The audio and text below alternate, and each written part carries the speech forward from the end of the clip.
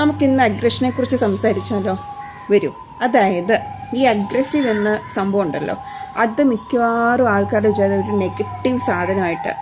എൻ്റെ പൊന്നെ, അത് എല്ലാവർക്കും നെഗറ്റീവായിട്ട് ഇമേജ് വരേണ്ട ആവശ്യമില്ല. ബിക്കോസ് അതൊരു സർവൈവൽ ടെക്നിക്കാണ്.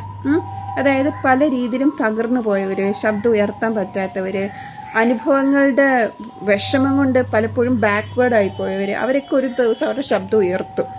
അതായത് സ്വന്തം ബൗണ്ടറീസ് പ്രൊട്ടക്റ്റ് ചെയ്യാൻ വേണ്ടിയിട്ട് അവരുടെ ഒരു മാസ്കാണ് അഗ്രഷൻ എന്ന് പറയുന്നത്.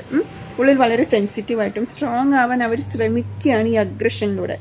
ചിലരുടെ സൈലൻറ്റ് സർവൈവൽ ആണെന്നുണ്ടെങ്കിൽ ചിലരുടെ അഗ്രഷൻ ഒരു തരത്തിൽ സർവൈവലാണ്. പ്രശ്നം അഗ്രഷനിലല്ല, അത് എങ്ങനെ ചാനലൈസ് ചെയ്യപ്പെടുന്നു എന്നുള്ളതാണ്. ഇതിപ്പോൾ കൺട്രോൾഡ് അഗ്രഷൻ ആണെങ്കിൽ അതൊരു കോൺഫിഡൻസ് ആണ്, പർപ്പസ് ഉള്ള അഗ്രഷൻ ആണെങ്കിൽ ലീഡർഷിപ്പാണ്, സെൽഫ് റെസ്പെക്റ്റുള്ള അഗ്രഷൻ ആണെങ്കിൽ അതൊരു സ്ട്രെങ്ത് ആണ്. അതുകൊണ്ട് ഒരാളുടെ ലൗഡ് വോയിസ് കണ്ടിട്ട് അവരെ ഒരിക്കലും ജഡ്ജ് ചെയ്യരുത്. ഒരു പക്ഷേ അവർ ജീവിതത്തോട് തോൽക്കാതിരിക്കാൻ വളരെയധികം കഷ്ടപ്പെടുന്നവരായിരിക്കും, പൊരുതുന്നവരായിരിക്കും. ഓക്കെ.